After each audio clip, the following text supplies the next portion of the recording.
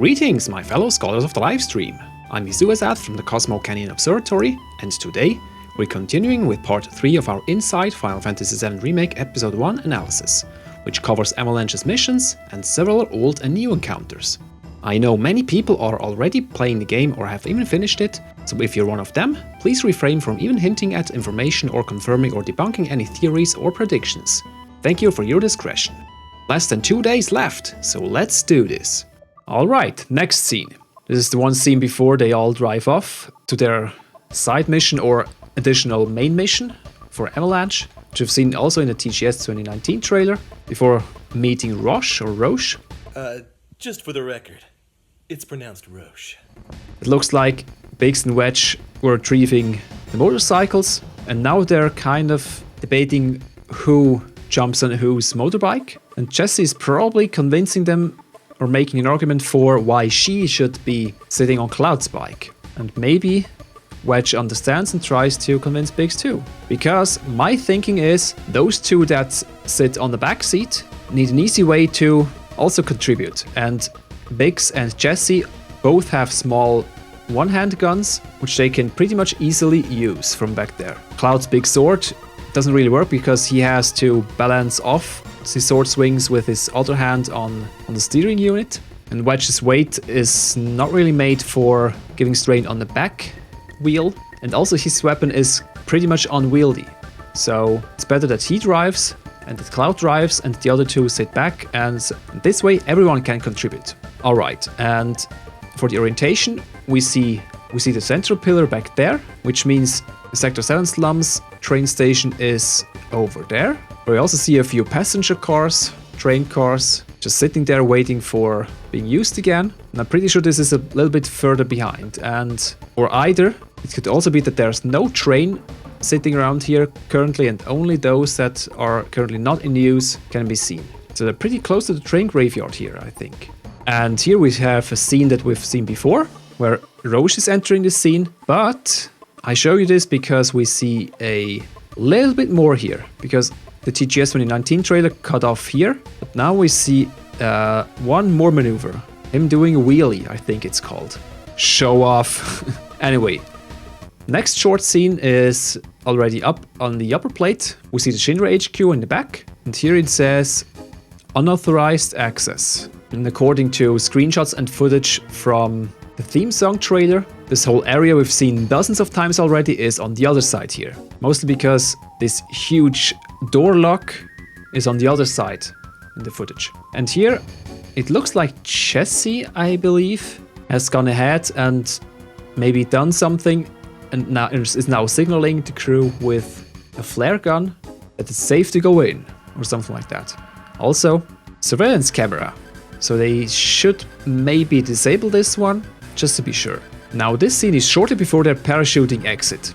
As we see here that both are already strapped in. Now this is going to be Cloud Big's shipping material. For those who are into it, anyway. I'm not really sure what this maneuver here should represent, but it could be that for some reason Jessie wants maybe to say Cloud goodbye or whatever, and pulls Biggs with her, and then Biggs pulls her back again. Whoops. Kinda looks a little bit sexual here. Probably just the circumstance. Anyway, the next part is very, very interesting. Short little spoilers for those who haven't read the extensive interview with Tetsuya Nomura. In there he reveals that with all their expansions, with especially Jessie, Biggs and Wedge and the Avalanche crew, we will at one time visit Jessie's parents' home. Now, here it really looks like Cloud is entering a home here. There's a jacket outside, a purse or a lady's bag, and Cloud is entering a room. Is it a study? It looks like a study. But what's interesting here is that there's a bed with someone inside and an IV stand. So this person that's lying in here is sick, it seems. And no, this is not this guy or sick, definitely not. This looks too clean to be the pipe in Sector 5. Anyway, I'm pretty sure this is the home of either Jessie, Biggs or Wedge, and this is either the dad or the mom that's been sick. And yeah, Cloud is just visiting and taking a gander and probably and just talk around. Maybe this is Jessie's mom and she tells Cloud to keep her safe, which would be ironic and a little bit sad, to be frank. But yeah. Next scene, it looks like we're outside of a house here with a bricked facade. And it is on top of the plate because we see the Shinra H quarter. And according to the angle here, when we compare this with the zoom out shot of Midgar, it looks like we're maybe still inside Sector 8 or already in Sector 7, but pretty close to the plate gap and Sector 8 reactor. It's hard to see here. At least we have many big pipes. I couldn't see those in the overview shot, but yeah. Also, 2 stray cats. Neat. Or those cats belong to the home. Who knows? This also looks to be sort of a hybrid between an industrial sector and living quarter, because this weird looking domed processing unit, whatever that is usually found in industrial areas. However, we can also find those just in the back of the playground in the opening movie, so this doesn't mean much. Anyway, next shot is still the same scene because we see the same bricked facade behind Cloud, and he seems to be thinking of something or brooding or considering an offer or a promise or something like that. We'll see. Also, nice Mako glow in here. Those eyes. Alright, and again, we see the Shinra middle manager. For real this time. This looks to be on this the second bombing mission, when they're still in the train and they've been spotted. Tifa is trying to evacuate everyone outside of the train car that's been invaded by the drones, as we see in the E3 2019 trailer, where we can also see him arguing with Tifa in the background behind Barret. Pretty cool. I already posted this comparison on our Twitter account, so be sure to check that out too. It looks like he's not really fond of terrorists or something, doesn't really jive with him or something like that. Doesn't seem happy at all. Also, a Shinra pin, so he is a Shinra employee. And behind there we can see more people, all scared. This guy here and this guy with the same olive vest and the white shirt. Same as this one here, who's hugging his wife or something. Another person down there, all pretty much distance, and the Shinra middle manager is the only one that just refuses to go. Or at least until now, since Tifa is convincing him, or has convinced him. Alright, now it gets interesting because we see completely new footage. Well, not new in terms of the original game, or at least not 100%, but still quite new. Here we're traveling down a diagonal elevator with our dream team, which means this is the second bombing mission. And this area seems to be completely new, but it is actually not. See this huge pipe there? I'm pretty sure that this is the part where we see in the E3 2019 trailer where Cloud is leaning against the wind that's coming from another pipe in the wall. Here we see a walkway. I'm pretty sure this is Cloud standing up here in the trailer. And over there we see so many suspended platforms and walkways. There are so many other screenshots and footage. We see that especially in the assessment material screenshot with Barret. The screenshot where Cloud uses the deadly dodge materia against 3 crash strikes. And the E3 trailer also shows this area where Barret is deploying his fire in the hole limit break. I'm pretty sure all those screenshots and footage is playing out somewhere in this area. Also, there's a long way down here to the slums, so I wouldn't want to fall down there. And over there, does it look like this is a reactor? Maybe reactor number 5 or something? But yeah, the area is pretty much still like in the original, just expanded a lot, like with this pipe part and the elevator here. And this next part should be familiar. We see only Biggs, who points to a vent shaft where we have to crawl through. Now, do we remember the save point close to a vent, like this one, where Biggs is standing right in front of? Yes. This one leads right into the reactor, like the filtration unit room, which we've already seen in the State of Play trailer, where Barret and Cloud and Tifa are fighting against the death machine, like a more sophisticated sweeper that's using saw blades as weapons instead of guns. And in the original, you might remember that once we enter this filtration unit, Cloud has to slide down a pipe to get to the bottom. And I already predicted then in the State of Play trailer that they are using their grappling gear, which all of them are carrying in the back, to rappelling down there instead of sliding down a pipe. I'm pretty sure. And now we have another time jump, down into Sector 5, specifically the church. And it's already daylight outside. If you remember in the theme song trailer where Cloud is falling down from the walkway after Airbuster explodes, it's still night. So it looks like Cloud is taking a nap here on the flowers until Aerith comes along and notices him and wakes him up. A really nice shot of the church here. Oh, hello Aerith. She's so cute and concerned about Cloud. Maybe she even says, "Are you okay?" Are you okay? Again. Also, please don't look into the lower right corner. Nope, not looking there. Pull your mind out of the other guys. Alright, next up is a scene where Cloud and Aerith go through a makeshift door. You see it? It's or like a barn, maybe? A barn door? Well, it's not really a barn here because this looks like a completely destroyed tunnel of sorts. And I'm pretty sure this is part of the collapsed highway in Sector 6, which we have to cross to get to the playground. I'm not sure what is before, because there are so many pipes. I'm pretty sure this is Sector 6. Now what has been confusing for many people in here is that this scene came right after when Cloud enters the room inside this house.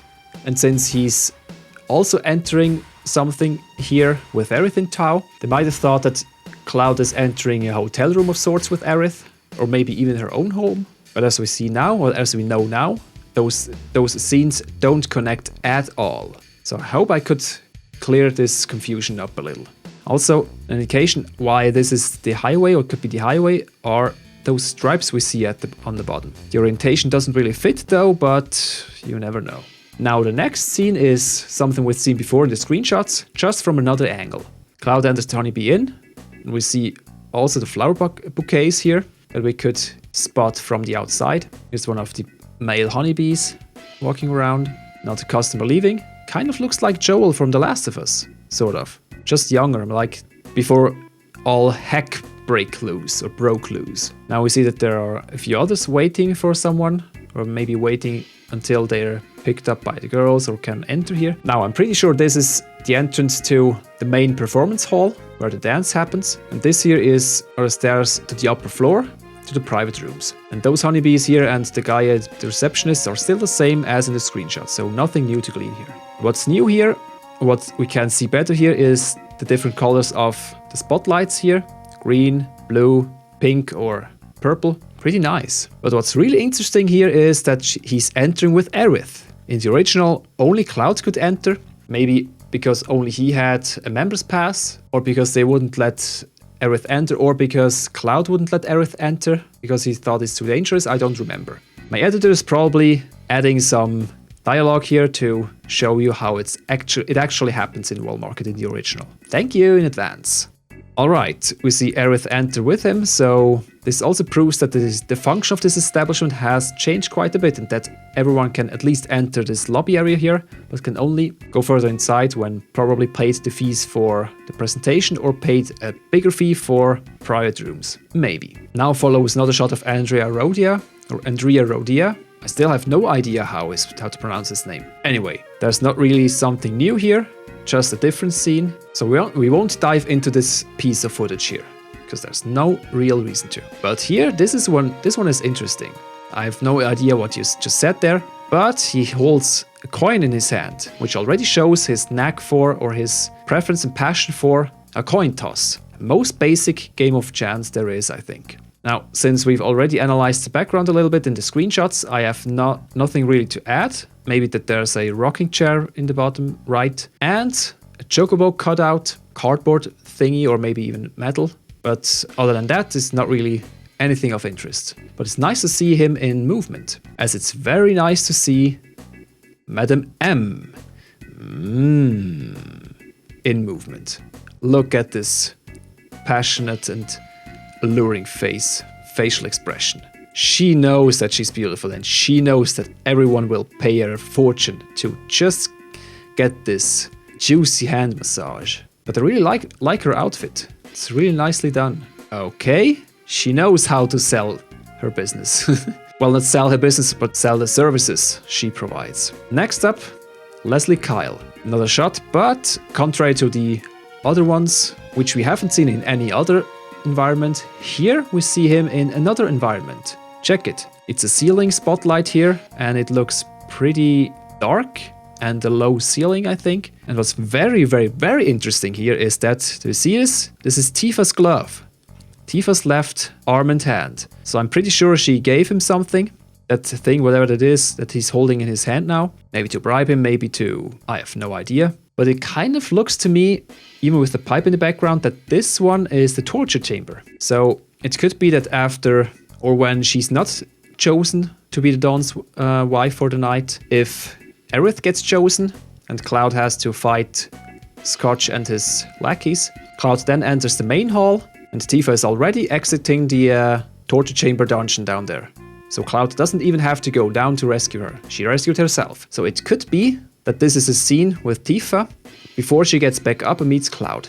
In the case of Aerith being chosen. Or maybe it happens even before, but I think it happens after because she's not wearing her dress here.